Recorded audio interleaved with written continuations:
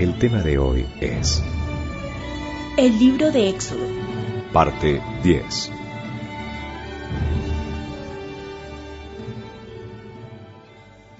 Aquí en el libro del Éxodo, estamos en la mitad del libro, en capítulo 24, 25, y he estado reflexionando mucho acerca de estos mensajes sin saber exactamente cómo tratarlos. Lo que pasa es que hay mucho detalle.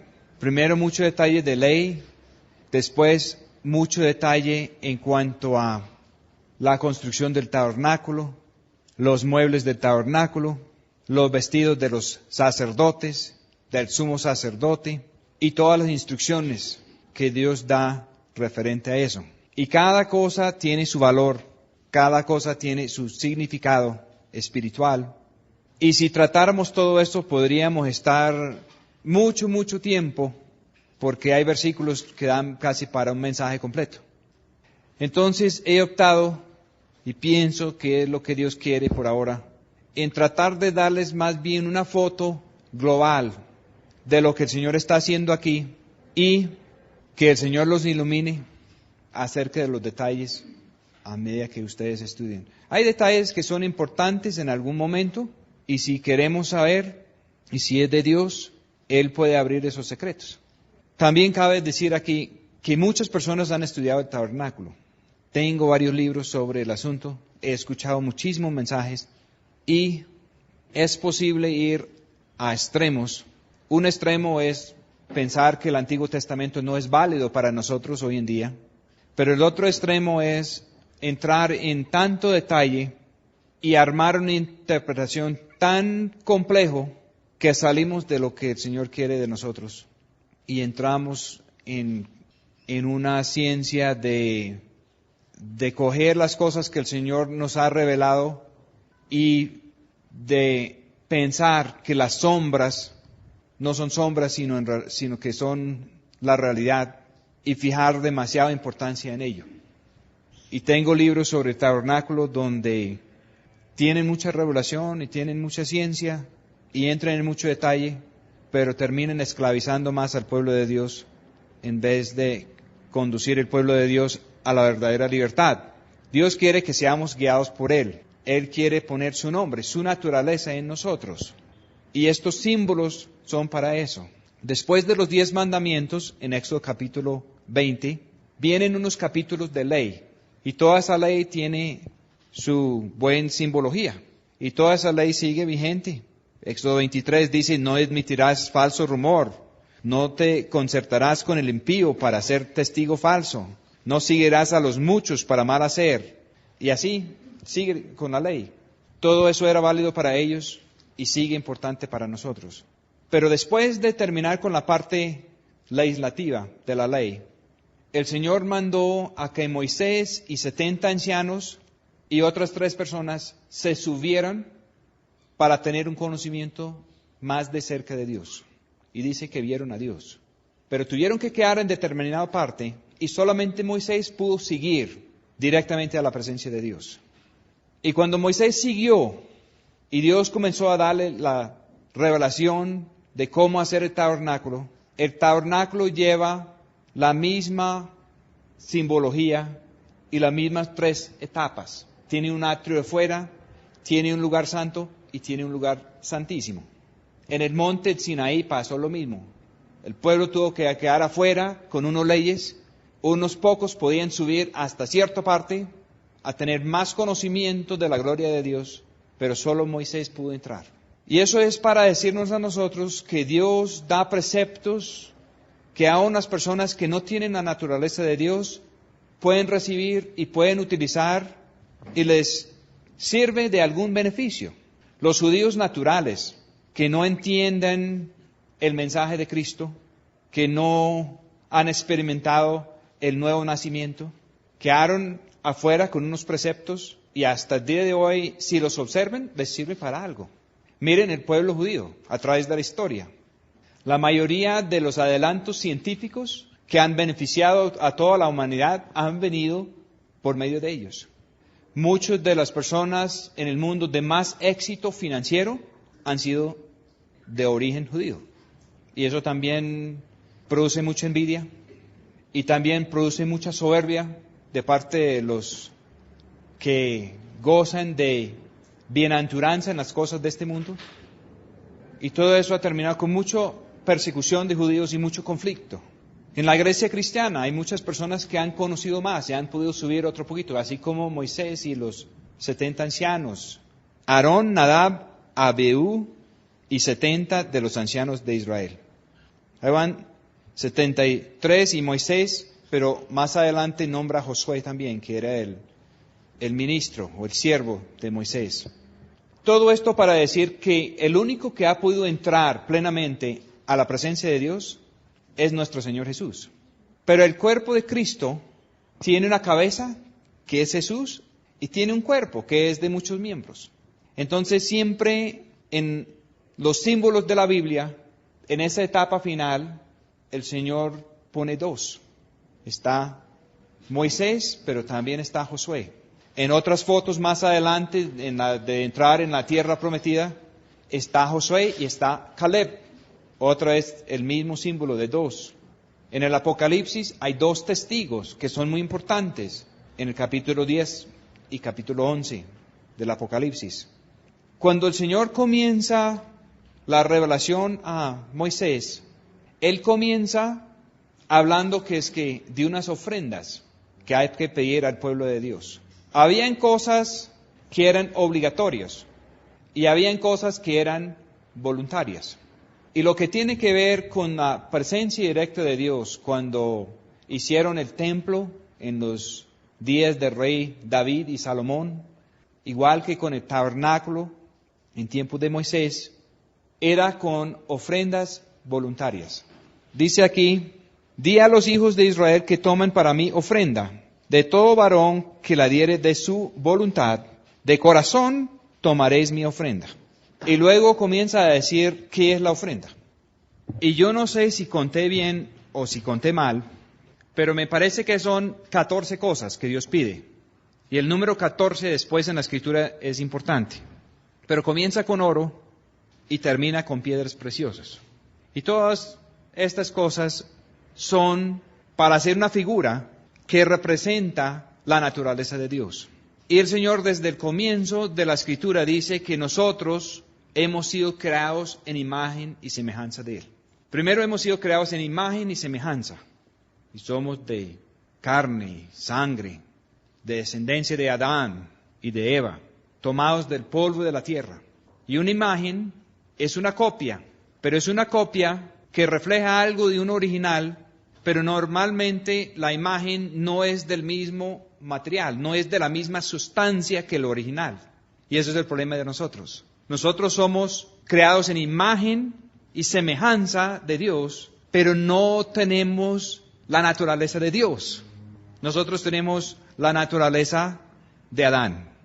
El Señor Jesús vino en imagen y semejanza, pero con la vida de Dios por dentro. Sin embargo, la Escritura dice que carne y sangre no puede heredar el reino de Dios. Y aún el Señor Jesús, en ejemplo y en figura de nosotros, tuvo que dar su vida. Por voluntad del Padre Celestial, dio su vida por nosotros. Y cuando Él ascendió en resurrección, a sentarse a la diestra de Dios Padre, Él sigue siendo hombre, pero ya no es del mismo material de nosotros. Él no es de la misma carne, la misma sangre de nosotros, porque Él dio su sangre por nosotros. Él dio su cuerpo por nosotros. Y Él ahora está, según la Escritura, glorificado. Y Él quiere conducir a nosotros a lo mismo. Y lo primero que viene después de la parte sobre pedir la ofrenda, y que la ofrenda es voluntaria, es de todo corazón. Hay ámbitos en Dios donde las cosas son distintas. El pueblo de Dios duró mucho tiempo en Egipto. Eran el pueblo de Dios, pero eran esclavos. Salieron de la esclavitud y llegaron al Sinaí. Eran el pueblo de Dios, aparentemente habían sido liberados de Egipto, pero tenían mucho Egipto por dentro de ellos. Y no querían escuchar la voz de Dios a nivel personal. Querían recibir preceptos y Dios se los dio, pero la letra mata. Y solo el Espíritu vivifica. Adán llegó a ser alma viviente, pero perdió su vida espiritual. Pero la Escritura dice que el Señor Jesús, el segundo Adán, no es solo alma viviente. Él es espíritu vivificante. Y Él puede coger la imagen y semejanza de Dios que somos nosotros, aún en un estado de muerte espiritual, y volvernos a la verdadera vida. Y hacer eso nos cambia de naturaleza, de sustancia. Entonces, el primer artículo que viene en la revelación de Dios a Moisés es el Arca del Convenio. Después hubo más templos, hubo el Tabernáculo de David, hubo el Templo de Salomón, hubo el Templo de Zorobabel, pero nunca volvieron a hacer arcas. El arca fue único. Y el arca era el arca del testimonio. Y podemos pensar que el testimonio eran las tablas de piedra que colocaron en el arca. Y sí eran una representación del testimonio. Y a ciencia cierta los 10 mandamientos estaban escritos en esas 2 tablas y no sabemos si algo más. Los primeros 3 mandamientos tienen que ver con la relación del hombre con Dios. Y los últimos 7 del hombre con el hombre. Y la relación del hombre con el hombre no funciona si el hombre no está bien con Dios. Pero la palabra testimonio no comienza aquí. La palabra testimonio en la Escritura, si no estoy mal, comienza antesito de pasar por el Mar Rojo, donde Dios habla del testimonio que va delante de ellos. Y el verdadero testimonio es la presencia de Dios, que iba en columna de nube y columna de fuego. Y el verdadero testimonio que Dios quiere con nosotros es escribir sus leyes no en unas tablas de piedra, aunque le tocó al comienzo para poder tratar a los que no querían escuchar personalmente la voz de Dios. Pero Dios quiere escribir sus leyes y sus derechos, sus ordenanzas, sobre las tablas de nuestro corazón y en nuestra mente. Los quiere poner por dentro de nosotros por naturaleza. Hay personas que no entienden lo que dice la Escritura cuando dice que vamos a llegar un día cuando nadie va a tener que enseñar a su prójimo acerca de cómo son las cosas del Señor, porque todos los van a conocer y todos van a entender. Hace algunos días tuve la visita de un gran amigo que ha tenido mucha formación teológica y él ha pasado por el ámbito católico y por el ámbito evangélico, y él llegó a hacerme un reclamo y dijo que yo estaba perdiendo el tiempo predicando como predico y que él me tenía un mensaje de Dios para que yo cambiara y que había que sentar a la gente y enseñarles en terminología y en términos muy específicos qué es el adulterio, qué es la fornicación, cómo son todos los pecados que no se deben de hacer, y poner a la gente a memorizar estos preceptos. Y pues tuvimos una conversación lo más de interesante. Y llegamos a un punto donde no era fácil que él entendiera qué es lo que estamos haciendo. Traté de decirle que cuando los hombres enseñan a los hombres cosas de hombres, que eso en realidad ante Dios es una especie como de homosexualismo espiritual. Él no me entendió bien cuando yo le dije eso. Lo tomó poco mal, creo. Pero es muy fácil venir con preceptos. Tenemos que acordar que no solamente hay homosexualismo espiritual, sino que en lo espiritual también hay otros espíritus que no son limpios. Y la verdadera fornicación espiritual es cuando los demonios se meten como ángel de luz y las personas lo siguen pensando que es Dios y no es Dios. Entonces es muy fácil llegar con un demonio que trabaja para otro demonio más grande que se llama que el acusador de los hermanos, y pensar que es un buen mensaje de Dios para tal persona, y resulta que no es un mensaje de Dios, es un mensaje del diablo. Y hay personas que de buena fe van y entregan esos mensajes, pensando que están haciendo un servicio a Dios. Y eso no es nada, porque en el Nuevo Testamento está profetizado los días que han pasado y posiblemente vendrán, donde dice que hasta el que mata a una de estas personas verdaderos de Dios, los que lo matan pensarán que están haciendo un gran servicio a Dios, que están obrando bien. Entonces, viendo las cosas desde perspectiva de Dios es muy diferente que viéndolos desde un punto de vista donde nosotros tenemos tendencias en nosotros mismos de querer hacer castillos en el aire. Todo el mundo quiere armar un proyecto, un plan, un programa para poder pasar a la gente por ahí y arreglarlos. Y eso no es el plan de Dios. En todas las instrucciones después que vienen a los sacerdotes, cada nada dice, no dice que es una buena sugerencia hacer tal cosa, dice que hay que hacer tal cosa para no morir. Hay unos versículos muy interesantes, habla de unos calzoncillos limpios para los sacerdotes, de lino fino. Y hay que tener puestos esos calzoncillos si van a entrar a la presencia de Dios o si van a ministrar ante el altar. Y van muchas otras cosas por encima. ¿Quién va a ver los calzoncillos? Pero sencillamente dice que hay que hacer eso, que es que para no morir. Pues hay partes muy espectaculares y muy interesantes y todo. Pero para mí las partes más claves pueden ser las partes que dicen que si no se hacen las cosas así, se va a morir. Y resulta que nosotros no podemos cumplir. Los judíos no podían cumplir. Armaron el tabernáculo a la perfección, hicieron todas las cosas, duraron siglos haciendo los sacrificios y haciendo las cosas, y terminaron todos cautivos por allá en Babilonia. Porque varias cosas se les habían olvidado por completo. El solo hecho de no dejar descansar la tierra un año cada 7, entonces Dios los hizo llevar allá 70 años para enderezar las cuentas sobre los 490 años que habían estado ahí en la tierra sin dejar descansar la tierra. Pero eso nos muestra un rayo de luz, porque si nosotros fallamos, Dios no falla. Ellos no fueron capaces de cumplir esa parte de la ley, pero el Señor se los hizo cumplir, enviando el rey de Babilonia y arrasando con todo. Es muy triste que los planes de Dios se tienen que cumplir así. El Señor está buscando un pueblo de su propia libre voluntad y de corazón. Va a entregar la ofrenda para las cosas que sí son importantes al Señor. Aquí en el desierto era importante hacer el tabernáculo, hacer el arca, hacer todos los muebles. Pero todo eso es en símbolo de que Dios quiere hacer algo con nosotros. El Señor ungió a una persona especial, que es símbolo del Espíritu Santo, para recibir todos esos materiales y convertirlos en las obras de arte impresionantes que después fueron conocidos como el tabernáculo de Moisés. Y aún ese tabernáculo después tuvo una edificación más permanente, que era símbolo del verdadero descanso que Dios tiene para su pueblo.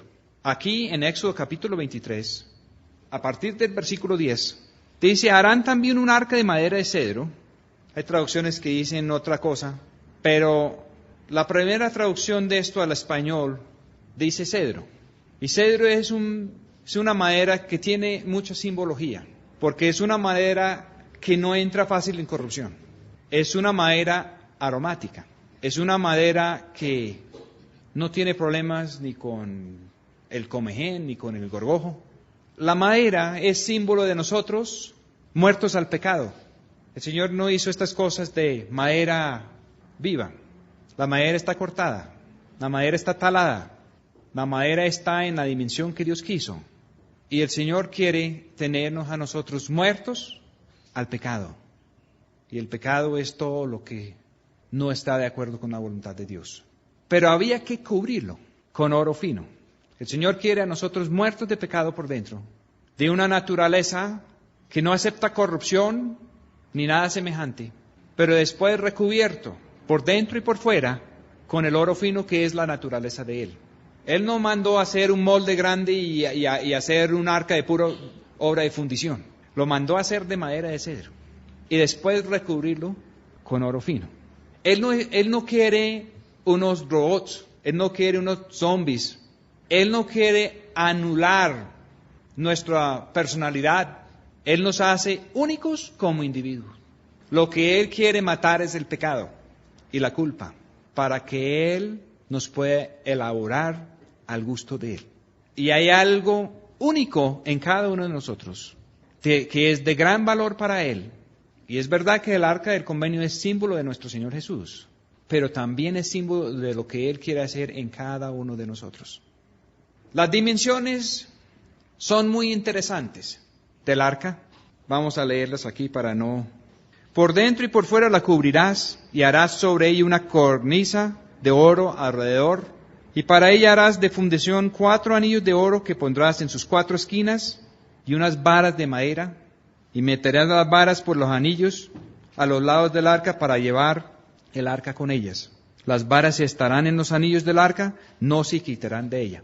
Aquí en la ley dice que no se quitarán las varas, pero si leemos en Primero de Reyes, capítulo 8, versículo 8, dice, hicieron salir las varas. Aquí en la ley de Moisés, y la ley de Dios es eterna, y la ley de Dios es perfecta, y dice que las varas no se quitan. Y después en 2 escrituras, en 2 libros más adelante, dice que las varas se quitaron. ¿Por qué se quitaron las varas?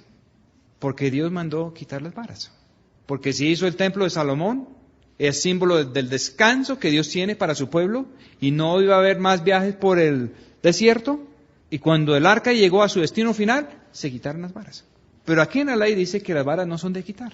Aquí en la ley dice que al 8º día hay que circuncidar a cada varón. Pero en el Nuevo Testamento, el apóstol Pablo, un increíble judío que había estudiado todas las leyes, mandó recibir a los gentiles en el Israel de Dios sin circuncidarlos, porque ya Dios quería circuncidar el corazón. El Señor está por encima de la ley. Nosotros estamos acostumbrados de los gobiernos de los humanos donde el presidente no está por encima de la ley. Pero el rey que tenemos nosotros sí está por encima de la ley. Porque todo este tabernáculo, todo este culto, la misma ley, todo, es la manera que Dios tiene para demostrar facetas del mismo Señor Jesucristo y de la misma naturaleza de Dios a nosotros. Y Él puede hacer algo que parece a nosotros que nunca se va a mudar. Y después Él lo puede convertir en una realidad aún más grande. En 1 de Corintios, capítulo 13, dice la Escritura que muchas cosas que muchos cristianos piensen que van a continuar, quién sabe para cuándo, van a llegar a su final. Dice que muchas de las cosas que personas tienen casi en un lugar que no corresponde, que hasta las profecías, hasta las lenguas y muchos dones van a llegar a su fin. Y que solamente hay 3 cosas que van a perdurar, que es la fe, la esperanza y el amor de Dios, la caridad. Aquí el Señor está con símbolos de algo que vio Moisés, porque está la descripción, pero el Señor le dice muy claro, Él dice, hágalo así como lo que usted vio.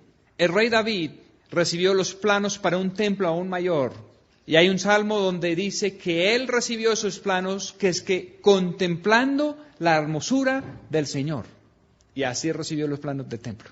Hay una parte del arca que ha sido muy mal entendido, que es la tapa, la cubierta. Y en algunas Biblias se ha traducido que es que cubierta de misericordia, pero en el original es diferente. Y vamos a leerlo como creo que es. Y harás, versículo 17 de Éxodo capítulo 25, el asiento de la reconciliación de oro fino, cuya longitud será de 2 codos y medio, y su anchura de codo y medio. Harás también 2 querubines de oro, labrados a martillo los harás, en los 2 extremos del asiento de la reconciliación. Harás pues un querubín al extremo de un lado, y un querubín al otro extremo del lado opuesto. Harás los 2 querubines en sus 2 extremidades. Y los querubines extenderán por encima las 2 alas, cubriendo con sus alas el asiento de la reconciliación, sus caras la una enfrente de la otra, mirando al asiento de la reconciliación las caras de los querubines. Y pondrás el asiento de la reconciliación sobre el arca, y en el arca pondrás el testimonio que yo te daré. Lo que Dios escribió en las 2 tablas de piedra, que resultaron después en el arca, como testimonio, es que un pacto antiguo. Y Él hizo después un pacto nuevo, donde Él dice que va a escribir sus leyes en nuestro corazón y en nuestra mente. Entonces, podemos entender que nosotros somos la realidad del símbolo que Él quiere poner con el arca. Pero el arca es para el lugar de la presencia de Dios. Y sobre el arca va un asiento de reconciliación. No es de misericordia. La persona que llega ante el arca de la presencia de Dios en su propia vida, contaminado y en corrupción, va a pagar con su vida. Va a ser destruido por la presencia de Dios. No hay sino uno que ha podido llegar a la presencia de Dios como hombre, y es nuestro Señor Jesucristo. Pero Él abrió el camino para que nosotros lo podamos seguir. Pero así como Él tuvo que dar su vida para llegar donde está, nosotros, si queremos llegar donde Él está, tenemos que estar dispuestos a hacer lo mismo. Y eso no es por ley, no es por obligación, no es ni siquiera por dones, es por voluntad de nosotros y por voluntad de Dios. Si el Señor no nos llama y si no nos escoge, no podemos ir allá. Pero tampoco podemos ir allá si nosotros no somos fieles. Cuando dice que 3 cosas perdurarán, la fe, la esperanza y el amor de Dios, es el amor que solamente viene con la naturaleza de Dios. Pero la palabra fe podría haber sido traducido fidelidad.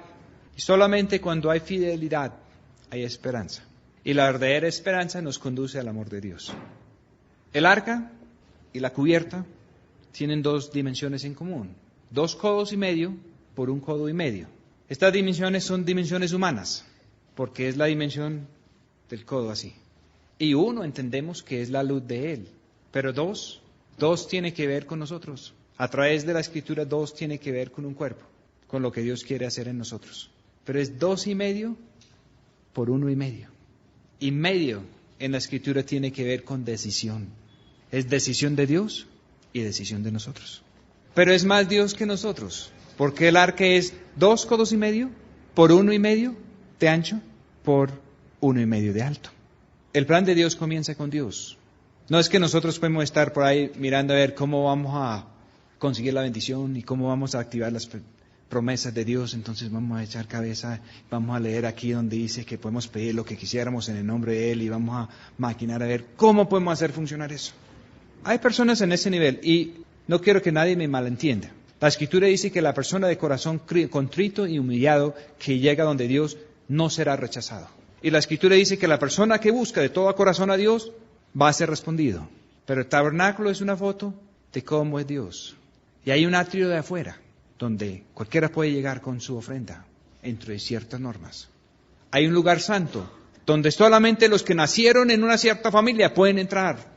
Y ahora conocemos que en el nuevo pacto hay un sacerdocio de todos los creyentes. De todos los nacidos de nuevo tenemos acceso a un lugar santo. Y debería de ser directo a la presencia de Dios, excepto que los hombres volvieron a poner velos ahí y muchos usan sus dones para beneficio propio. Y el acceso a la verdadera presencia de Dios sigue restringido. Es verdad que el Señor murió y el velo departió, pero también es verdad que los sacerdotes y ancianos corruptos en Jerusalén no demoraron mucho en volver a coser el velo. Y a través de los siglos ha habido un complot de los hombres para aislar al pueblo de Dios y dividirlo en 2 clases, de mantener el pueblo en esclavitud, bajo liderazgo humano. Pero vamos a llegar otra vez al asiento de la reconciliación. El verdadero imagen de cómo debería haber sido esta era de la iglesia, según el concilio de Jerusalén, a partir de Hechos capítulo 14, es que el Señor quería restaurar el tabernáculo de David. El tabernáculo de David era una simple tienda donde David puso el arca de Dios. Y David entraba cuando él quería a contemplar la hermosura del Señor, a entrar en comunión directa con Dios. Y es un símbolo del sacerdocio de todos los creyentes. Pero ¿qué hicieron los hombres? Volvieron a armar la maquinaria religiosa. El asiento de la reconciliación es el sitio donde Dios quiere culminar la obra de conformar a personas como nosotros con la imagen de Él. Y no es suficiente ser imagen y semejanza, es necesario ser también del mismo material, de la misma naturaleza. Reconciliación en el vocabulario de Dios quiere decir ser conformados a cómo es Dios, ser rectos como Él es, tener el amor que Él tiene. Y solamente lo podemos tener si somos de la naturaleza de Él. Adán recibió una esposa de la misma naturaleza de él. Él estaba buscando entre los animales de la creación y no pudo hallar una ayuda idónea. Todos tenían su contraparte y él no la tenía. Y Dios lo tuvo que dormir. Y Dios sacó a Eva del costado, no de la costilla. El original no dice costilla, dice del costado. Y la verdadera iglesia no es una costilla de Jesucristo. La verdadera iglesia es lo que salió de su costado. Y lo que salió del costado del Señor Jesucristo, según la Escritura y según el testimonio de Juan, fue agua y sangre. Y es necesario nacer por agua y por sangre si vamos a entrar en esto que viene. Agua es símbolo de la palabra de Dios y sangre es símbolo de la vida de Él, porque la vida está en la sangre, dice la Escritura. Es la misma foto del primer milagro de nuestro Señor Jesús, cuando Él convirtió el agua en vino, en unas tinajas de piedra. Y eso sucedió cuando Él dio la palabra y cuando los siervos le hicieron caso. Se necesitaban dos cosas: que Él diera la palabra y que los siervos le hicieron caso. Eso es lo que Dios quiere hacer con el arca del convenio. Por eso es un convenio. Es un convenio entre nosotros y Dios, entre Dios y nosotros. Y uno de los nombres de Dios en la Escritura, en la profecía, es Emmanuel, que quiere decir Dios con nosotros. El asiento de la reconciliación es el sitio donde había que poner la sangre para poder entrar. Si nosotros queremos ser reconciliados con Dios, es el sitio donde tenemos que entregar nuestra vida para poder entrar en la vida de Él. Es un pacto de sangre, pero el pacto de sangre que Él hace es más bien como una transfusión de vida, donde Él hace salir la vida corrupta de nosotros y Él pone la vida incorruptible de Él. Y para lograr esa transformación, así como el pueblo de Israel descubrió con largo sufrimiento, no es posible lograr eso con solo tratar de cumplir leyes y preceptos, aun cuando vienen directo de Dios. Y así como la iglesia cristiana ha experimentado y ha aprendido tristemente a través de lo que ya van casi 2000 años, es que tampoco se puede hacer con los dones de Dios y sirviendo a Dios. Se han ensayado todas las buenas ideas humanas, habidos y por haber, y el mundo sigue de mal en peor. Y está más grave ahora que hace 2000 años. No se puede hacer por ley, no se puede hacer por actividad, aun cuando hay un sacerdocio de todos los creyentes. Solamente podemos ser transformados por la presencia directa de Dios. Cada persona tiene que tener su encuentro directo con Él. En la Biblia, los que tuvieron ese encuentro o fueron transformados o fueron acabados. Los antiguos tenían mucho miedo de ver el ángel de Dios. Pensaban que se iban a morir. Y si no vamos a encontrar con el ángel de Dios, algo va a quedar diferente en nosotros después. Sobre el asiento de la reconciliación habían 2 querubines y sus alas cubrían el asiento. Hay misterios que son todavía difíciles de comprender y aún más cuando estamos describiendo un ámbito que está detrás de un velo todavía para nosotros. ¿Qué es un velo? Un velo es algo que cuando usted está adentro puede ver afuera, pero cuando usted está afuera no puede ver adentro. Desde adentro, desde detrás del velo, se ve todo para afuera, pero desde afuera no se ve nada para adentro. Por eso dice para el hombre natural que la presencia de Dios es como una gran oscuridad, pero desde el lado de la presencia de Dios, desde por dentro del velo, se ve todo con claridad.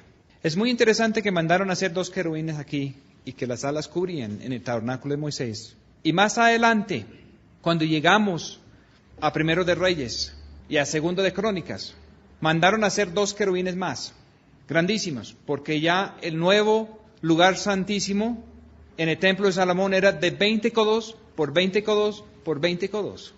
Y el primero era solamente de 10 codos por 10 codos por 10 codos.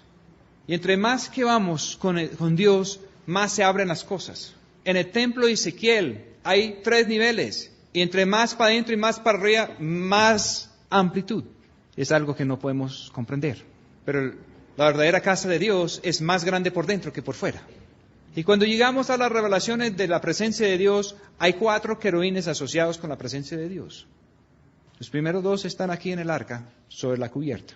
Las segundas 2 lo hicieron y estaban en el lugar santísimo ampliado, y sus alas tocaban y abarcaban todo el espacio. El Señor dice que Él ha dado a sus ángeles el cuidado de nosotros, cuidado sobre nosotros. Y aun si nosotros tropezamos, sus ángeles nos pueden levantar. En ninguna parte de la Escritura dice que nosotros debemos de dar órdenes a los ángeles. Los ángeles están bajo órdenes de Dios. Pero Él los puede poner al cuidado de nosotros. Y en el ámbito de afuera o en el lugar santo, pueden haber ángeles o no pueden haber. Y los ángeles de Dios obran en todos los ámbitos. Pero el ámbito de adentro, de la presencia de Dios, es un ámbito que la persona que está ahí está siempre bajo la cubierta de la protección que Dios pone. Y el asiento de la reconciliación, que es el sitio de entrega de la vida de nosotros, el sitio desde donde Dios habla, está siempre bajo la protección de los ángeles que Dios pone. No es que vienen o van, no es que está o no está. Hay personas que han tenido alguna experiencia grande con Dios en el pasado. Hay personas que buscan, hay personas que comentan, hay personas que a ratos Dios les ha hablado o les habla claro. Pero el ámbito de adentro, del lugar santísimo, el ámbito del arca del convenio, es un ámbito donde todo es constante. Es el ámbito, el mismo ámbito en el cual vivió el Señor Jesús cuando estuvo aquí en su ministerio. Es un ámbito donde parece que Él no tuvo ni siquiera necesidad de orar. Él oraba para el beneficio de los discípulos y Él les enseñaba a orar, pero Él no tenía que orar. Él tenía comunión íntimo con su Padre, porque Él era el templo del Padre y la presencia del Padre estaba dentro de Él. Y Él solamente manifestaba el Padre al mundo. Y cuando uno de los discípulos dijo, muéstranos el Padre y con eso basta, Él dijo, pero Felipe, si me ha visto a mí, ha visto al Padre. Eso no quiere decir que el Señor Jesús es el Padre, quiere decir, el Señor Jesús dijo que Él era el templo, que Él era el templo, que si destruían ese templo, que Él lo volvía a levantar a los 3 días, y ellos pensaron que era el templo de Herodes, y Él estaba hablando del templo que era Él. También estaba hablando del templo que seremos nosotros, porque al tercer día profético, al tercer milenio, está por levantar el templo completo. El tabernáculo de Moisés tiene más simbología hacia el Señor Jesús directamente y acerca de la primera venida. Y el templo después de Salomón tiene mucho que ver con el cuerpo de Cristo restaurado al final de los tiempos. Hay mucho que podríamos decir y que hemos dicho en otros mensajes. El tabernáculo de Moisés parece que también contiene una línea de tiempo. La parte de afuera era 100 codos por 50 codos, 1500. El lugar santo, si no estoy mal, era 10 codos por 20 codos por 10 codos, 2000. Y el lugar santísimo era 10 codos por 10 codos por 10 codos, 1000. Es preciso, tenemos 1500 años de ley bajo los judíos, 2000 años de gracia en la iglesia y luego 1000 años del día del Señor al tiempo final. Y es curioso, si sumamos las dimensiones del lugar santísimo del templo de Salomón, que son 20 codos por 20 codos por 20 codos, nos da 8000. Y 8 es el número de nuevos comienzos. Y los nuevos comienzos de verdad comienzan después del 8º milenio. En Apocalipsis, al final se describe una gran ciudad que desciende del cielo, donde no hay noche, donde un río cristalino fluye desde la presencia de Dios, donde no hay templo, ya no se necesita templo. ¿Por qué? Porque todo está definido. Los justos se vuelven más justos y los impíos más impíos, y todo el mundo ha tenido la oportunidad de escoger, de responder y de desarrollar las consecuencias de sus decisiones. Y la ciudad de Dios ya es el lugar de la presencia de Dios. Y no se necesita otra luz, porque Él es la luz, y donde está Él no hay noche. Y los que insistieron en seguir en la corrupción, dice que están consignados a las tinieblas de afuera. Los que no aman la luz, llegará el momento que no podrán soportar la luz. Pues en el templo el Señor tuvo que poner muchas más cosas, porque Él sabía que la humanidad no estaba listo a creerle directamente. Todos pensaban, aún el pueblo de Israel, que acaba de ser liberado de la esclavitud más horrible, con los milagros más impresionantes, no querían escuchar más la voz de Él. Y Él terminó toda esa revelación a Moisés y dijo, Moisés, ya el pueblo se corrompió, hay que ir por allá porque mire lo que hicieron. Y Dios iba a destruirlos y Moisés intercedió. Y aún Aarón y los hijos de Aarón se corrompieron. El verdadero culto es matar los becerros, porque el Señor sabe que el pecado tiene que ver con la carne. Y esos deseos carnales y ese caminar según la carne, el Señor quiere matar eso en nosotros. Y eso era el símbolo de matar todos esos becerros. ¿Y qué hicieron ellos? Ellos hicieron un becerro de oro. Y dijeron que ese becerro de oro había sido su Dios que los acaba de sacar de Egipto. Lo que Dios quería matar, ellos querían endiosar. Más tarde en Israel terminaron hasta con 2 becerros de oro. Después de todo esto. Porque el hombre no aprende. Y esto es una de las cosas que le ha costado mucho trabajo a través de los siglos y de los milenios para que los seres humanos entiendan que Dios no está tratando de arreglar la vida de Adán en nosotros. Él no está tratando de hacer que nosotros podamos pasarlo un poquito mejor aquí en nuestra naturaleza humana. Los que quieren hacer las cosas así y piensen que va a funcionar, Dios está dispuesto a permitir que hagan su ensayo. El Señor no les dijo, no, mire, si ustedes mandan a Moisés y si yo escribo esos mandamientos en unas tablas de piedra, eso no le van a servir porque es necesario escribirlos en sus corazones y para hacer eso tengo que hacer una cirugía y tengo que cortar algo que a mí no me gusta en ustedes y que a ustedes sí les gusta. Él no les dijo así. Él solamente dijo, bueno, entonces que no acerquen el pueblo a la montaña y que solamente Moisés podía subir. Él les llevó la corriente. En el día de Pentecostés, cuando cayeron las lenguas de fuego, cuando Dios volvió a encender el fuego de su amor y de su presencia en un pueblo, en vez de en un altar, Él no les dijo, entonces ahora les voy a dar estas leyes. Él dijo, el que está guiado por el Espíritu de Dios no está bajo la ley. ¿Y qué pasó? Muchos de ellos cogieron sus dones y comenzaron a armar reinos propios y a controlar a los demás. Y mucho de eso el Señor lo dejó. ¿Por qué? Porque lo que Él está buscando al final tiene que ser una ofrenda voluntaria. Por ser Dios, Él ha tomado la decisión de no obligarnos a nosotros. Hay ciertas cosas que sí son obligatorias y Él puede decirnos en ciertos términos de que si seguimos en el pecado, vamos a terminar muertos. El alma que pecare, morirá. Pero ¿sabe qué? Cualquier persona en este mundo que nos rodea, que muere, nosotros sabemos que su alma no muere. Su alma se va o para la presencia de Dios, o su alma se va a una gran cárcel que tiene el diablo. Pero los que mueren, así por primera vez, su alma no muere. La Escritura está muy clara. La Escritura dice que hay una segunda muerte que vendrá después de un día de juicio y que la segunda muerte no solamente mata el cuerpo, sino que también la segunda muerte puede matar el alma. Eso es lo que dice la Escritura. Pero hay muchas personas que no tienen eso en cuenta. Cuando el Señor está diciendo a los sacerdotes que si no tienen cuidado de tener sus calzoncillos limpios, ¿quién va a inspeccionar calzoncillos de sacerdotes? Pero Él dice que si no lo hacen así, que se van a morir. En el resto de la Escritura no hay ningún incidente en la Biblia donde dice que un sacerdote cayó muerto porque se le olvidó lavar sus calzoncillos. Pero dice que los calzoncillos deben de ser de lino fino. Y en el Apocalipsis dice que los redimidos son dados vestidos de lino fino. Y vestido es todo, incluyendo ropa interior, porque es el sacerdocio de todos los creyentes. La idea en el original es que cada vestido es diferente. Cuando uno estudia cómo es el vestido del sacerdote, del sumo sacerdote, habían cosas de muchos diferentes colores también. Cada color tenía su significado. Cárdeno, púrpura. Aquí en la versión antigua dice carmesí, que es rojo. Eran colores para realeza, simbolizando la nueva naturaleza. Y había que hacer el pectoral. Y el pectoral tenía piedras preciosas sobre el corazón del sumo sacerdote, en símbolo de cada tribu.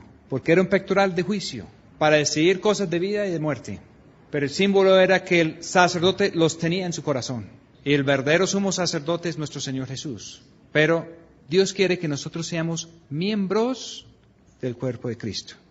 Y en medio de todo eso había algo que se llama Urim y Tumim, que tenía que estar ahí. Hoy en día nadie sabe qué fueron. Nunca fueron recuperados, nunca fueron restaurados, nunca fueron, así como el arca está desaparecido y hay muchos cuentos de qué pasó con el arca, pero nadie sabe qué pasó con Urim y con Tumim. Pero Urim y Tumim tenía que ver con la luz y con el discernimiento de Dios, para que por naturaleza de Dios se podía juzgar bien. El Señor Jesús dijo que Él no juzgaba, pero es que si fuera a juzgar, su juicio sería entonces justo, porque no vino a hacer su propia voluntad, sino a hacer la voluntad del que le envió. Los sacerdotes podían tener todo perfecto por fuera, todo impecable, todas las piedras preciosas, el pectoral con sus lacitos de oro, todo en perfecto estado. Urim, Tumim, todo en el puesto. Mitra de santidad sobre su cabeza. En el original dice que tenía que tener un flor abierto de oro que decía santidad al Señor. Tristemente las Biblias de ahora traducen esa parte una placa de oro o un plato de oro. Es una flor abierta. símbolo es el lirio. Y eso simboliza los dones que Dios nos ha dado. Y nosotros como sacerdotes, entre el sacerdocio de todos los creyentes, tenemos la posibilidad de usar nuestros dones para renombre de nosotros, para posibilidades para nosotros, para amarrar gente para nosotros, para conseguir cosas para nosotros, o para conseguir dinero para nosotros, o para poner a la gente a trabajar para nosotros. Pero el verdadero sumo sacerdote tiene que tener una flor abierta, que es el símbolo de esos dones, inscrito, que dice santidad al Señor. Y tristemente, donde no hay eso, no hay fruto, porque la flor en sí no produce el fruto. Cualquier flor tiene que recibir polen de otro árbol. Y si no recibe el polen, el fruto no resulta. Y en la simbología del lugar santo está el lirio. Y en el sumo sacerdote está la flor abierta. Pero adentro, el Señor está buscando el fruto.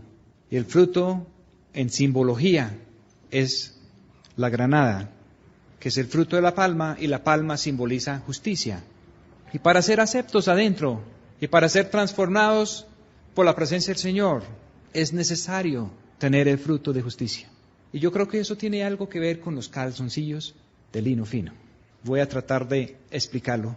Pero imagínense un sacerdote con todos estos vestidos espectaculares, para ministrar en este lugar espléndido, lleno de todos estos artefactos que fueron vistos Moisés en una visión de la presencia de Dios, y realizados por las obras y por las ofrendas voluntarias de un pueblo que de corazón quiso dar esas cosas a Dios, y por una persona ungido por Dios para poderlo edificar. Y todo se podía perder por un pequeño descuido con los calzoncillos. Porque dice que el que no tiene bien los calzoncillos, que el que no tiene puestos los calzoncillos, como Dios manda, que se va a morir. Y tristemente, la iglesia primitiva, que comenzó con tanta gloria, comenzó a descuidar los calzoncillos y se fueron muriendo espiritualmente. Y ahora tenemos muchos sacerdotes, muchos reverendos en muchas partes, que por fuera se ven